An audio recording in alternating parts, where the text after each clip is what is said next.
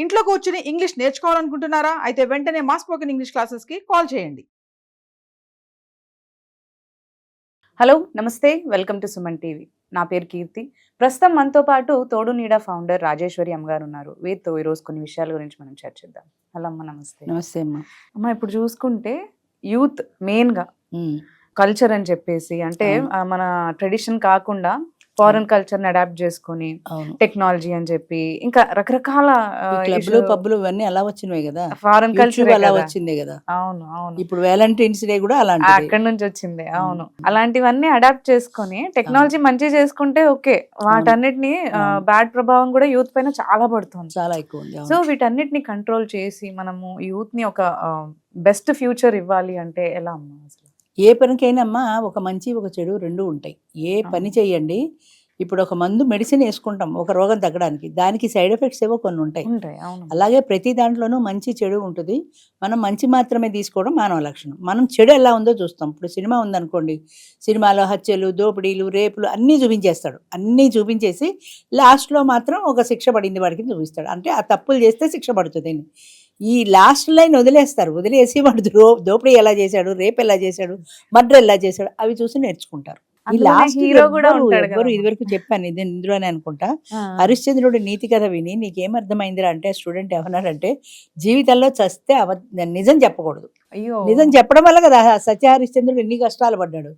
అది నిజం చెప్పకపోతే పోయే కదా. అంటే వాడికి అలా అర్థమైంది. అంటే ఒక విషయాన్ని మనం చూసే దృక్పథాన్ని బట్టి ఉంటుంది, మన ఆలోచన విధానాన్ని బట్టి ఉంటుంది. ఇప్పుడు ఈ క్లబ్బులు పబ్బులు ఇవన్నీ ఫారెన్ కల్చర్ నిజమే, అందులో మంచిని ఎందుకు తీసుకోవడము?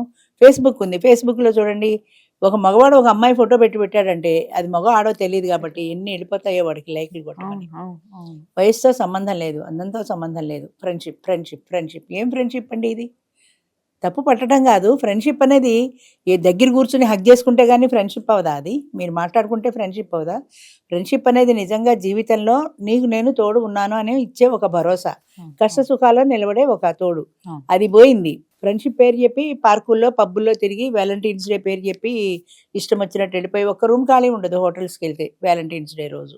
ఒకసారి ఇప్పుడు ఆ రోజు వ్యాలంటైన్స్ January 1 అని వెళ్తే హోటల్కి వెళ్తే ఒక్క హోటల్లో ఖాళీ లేదండి.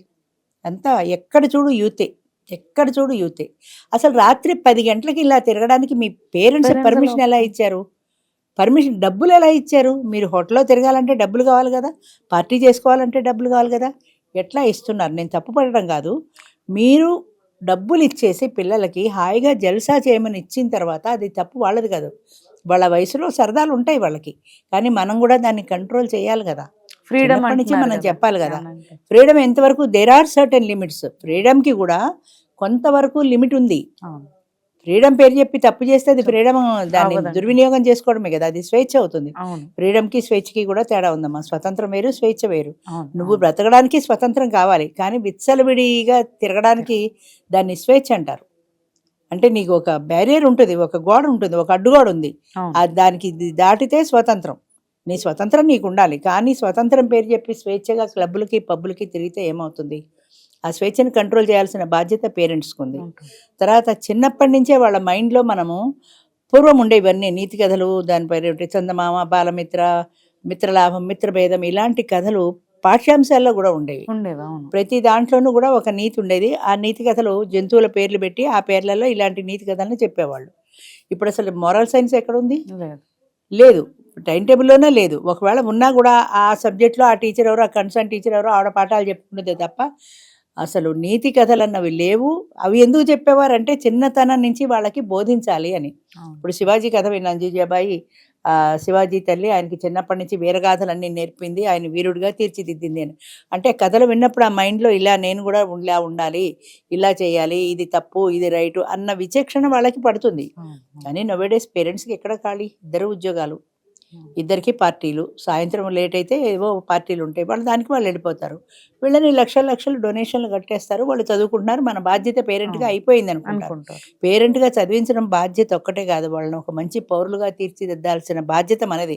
వాళ్ళు మంచి పర్సనాలిటీ అంటే మంచి వ్యక్తిత్వం వచ్చేలాంటి పిల్లలుగా తయారు చేయడం బాధ్యత మనది.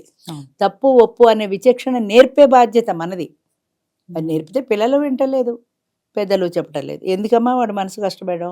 మా అబ్బాయి ఇంట్లో ఎన్ని వండినా వాడు స్విగ్గీ నుంచి ఆర్డర్ తెచ్చుకుంటాడండి. అది ఒక తల్లి గర్వంగా, అది గర్వంగా మామూలుగా కాదు. ఎన్ని రకాలు వండినా సరే మా అబ్బాయి స్విగ్గీ నుంచి ఆర్డర్ తెచ్చుకుంటాడు. అది ఏమన్నా గొప్ప విషయమా? 2 తిట్టి నువ్వు నోరు మూసుకుని ఇంట్లో వండింది ఇంట్లో నేను తిన- బయట ఫుడ్ అవును. తినద్దు అని ఎందుకు చెప్పవు? ఏడుస్తాడు. ఓ రోజు వదిలేయి, 2 రోజులు వదిలేయి, 3వ రోజు కాలితే వాడే తింటాడు కదా. అంతసేపు భరించలేరు. తల్లి ప్రేమ, తండ్రి ప్రేమ. వాడు బాధపడుతున్నాడు. ఆ తర్వాత జీవితాంతం మీరు బాధపడతారు. అది. ఇది అయిపోయిన తర్వాత ఓల్డ్ ఏజ్లో మీ ముఖం కూడా చూడు, వాడు ఎవరినో పెళ్లి చేసుకుంటాడు వెళ్ళిపోతాడు, అప్పుడు ఓల్డ్ ఏజ్ హోమ్లో కూర్చొని బాధపడాలి. అదే ముందే క్రమశిక్షణతో పిల్లల్ని పెంచుకుంటే ఈ బాధ ఉండదు కదా. ఉండదు, అవును. మోస్ట్ ఆఫ్ ది టైం అమ్మ పిల్లలకి సమయం ఇవ్వాలి, వాళ్ళతో కలిసి గడపాలి, కలిసి కూర్చోవాలి, కలిసి కబుర్లు చెప్పుకోవాలి, వాళ్ళు చెప్పేది ఓపికగా వినాలి. తర్వాత మన అభిప్రాయాన్ని వాళ్ళకి చెప్పాలి.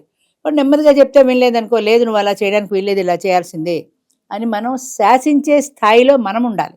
మనల్ని శాసించే స్థాయిలో పిల్లలు ఉండకూడదు. ఇప్పుడు ప్రస్తుతం పరిస్థితి అదే. పిల్లలు మనని శాసిస్తున్నారు, మనం చెప్పట్లా. మనం చెప్తే వింటలా, వాళ్ళు చెప్తే మనం వింటున్నాం. వింటున్నాం, అవును. నీకెందుకమ్మా, నువ్వు ఎందుకు వస్తామాను తిరుగుతావు అని మా పిల్లలు తిడతారండి అంటుంది ఆవిడ గొప్పగా.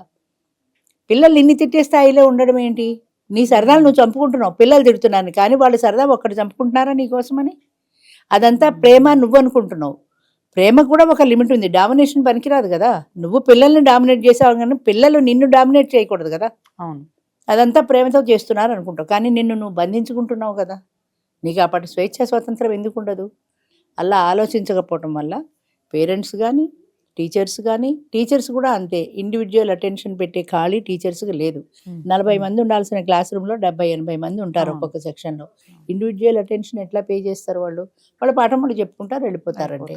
ఒక పాఠం చెప్పినప్పుడు అందులో ఉండేటువంటి ఆ నీతో, ఆ మంచో, ఆ చెడ్డో, అది దాని ఎసెన్స్ ఏమున్నాయి అన్నది దాని మీద మనం కాన్సన్ట్రేట్ చేయాలి. పాఠం అయిపోయిన తర్వాత ఆ ఎసెన్స్ గురించి వాళ్ళకి మళ్ళీ చెప్పాలి. ఏదో ఇందిరాగాంధీ ఎవరంటే గాంధీ గారి కోడలో గాంధీ గారి కూతురు అని చెప్పినట్టు ఉంటుంది. ఇప్పటి వాళ్ళు అప్పుడప్పుడు ఈటీవీలో అక్కడ వేస్తూ ఉంటారు, పబ్లిక్ లో క్వశ్చన్స్ అడుగుతుంటారు. ఇలాంటివి అవును, అవును. చాలా మంది అందరూ స్టూడెంట్సే, అవును. అందరూ యూతే, వాళ్ళు చెప్పేవి ఇలాంటివి ఉంటాయి. ఉండదు, అవును. అంటే ఇందిరాగాంధీ ఎవరో ఆ చరిత్ర కూడా తెలియని తెలియని స్థితిలో ఉన్నారు. అవును, అవును. ఎందుకంటే చరిత్రతో మాకేంటి పని, అయిపోయిన కథలు మాకెందుకు, ప్రజెంట్ జనరేషన్కి అవన్నీ అనవసరం, పాస్ట్ మాకు అనవసరం అన్న స్థాయిలో ప్రజెంట్ జనరేషన్ ఉన్నారు. కానీ దాని నుంచే మనం పాఠాలు నేర్చుకుంటున్నాము, దాని నుంచే మనం నీతి నేర్చుకుంటున్నాము అన్న ధోరణి లేదు. అంచేత ఎప్పుడు కూడా నీతి, నిజాయితీ, క్యారెక్టర్ వీటికి ఇంపార్టెన్స్ ఇచ్చిన వాళ్ళు ఎప్పటికైనా ముందుకెళ్తారు. వీటికి క్యారెక్టర్కి కానీ నీతి నిజాయితీలకు కానీ తొంగలో తొక్కేసి హ్యాపీగా ఇవాళ నా సంతోషంగా ఉన్నానా లేదా, ఇవాళ గడిచిందా లేదా అని చూసుకునే వాళ్ళు ఇవాళ కాకపోతే రేపైనా జీవితాల్లో ఖచ్చితంగా దెబ్బతింటారు. అంచేత పిల్లల్ని పెంచేటప్పుడు అది చాలా ఒక గురుతరమైన బాధ్యత. అది పిల్లల్ని పెంచడం అనేది ఏదో కనీసం స్కూల్లో వేసేసామంటే వేసేయడం కాదు. లక్షల డొనేషన్లు పెట్టి స్కూల్లో చదివించినా సరే మీ బాధ్యత మీకుంటుంది. తల్లిగా తండ్రిగా మీ బాధ్యత మీది. అది మనం పాటించాలి. అంటే వినడానికి కష్టంగానే ఉన్నా ఇది నిజం.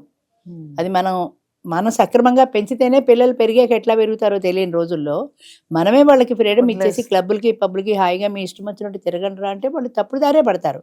వయసు వేడి అలాంటిది. అంచేత ఆ వయసులో వాళ్ళు తప్పు చేస్తారని 1000 కళ్ళతో మనం చూసుకుంటూ ఉండాలి. చూసుకోకపోతే దాని ఫలితాన్ని రేపు పొద్దున మనమే అనుభవిస్తాం. అది మనతో పోదు కదా. మన నుంచి సమాజం నుంచి దేశం. మరి ఈ యూత్ కంట్రోల్ చేయాలంటే ఎవరు చేయాలి? పేరెంట్స్, టీచర్స్ కాక. అంచేత తప్పనిసరిగా పేరెంట్స్ బాధ్యత అది తీసుకోవాలండి. వాళ్ళు తప్పు చేశారు అంటే ఆ తప్పు మనదిగా మనం బాధపడాలి. అయ్యో ఆ తప్పు కారణం నేనే నా పిల్లాన్ని సక్రమంగా పెంచుకోలేదు, అంచేత వీడి తప్పు చేశాడన్న బాధ మనకి లేదు. లక్షలు గుమ్మరించేసి ఆ కేసు మాఫీ చేసేసుకుందామా, పోలీసు వాడి నుంచి మన పిల్లాన్ని బయట పడేసుకుందామా లేదా, ఇంతే ఆలోచిస్తారు. దాని పర్యవసానం ఏమవుతుంది?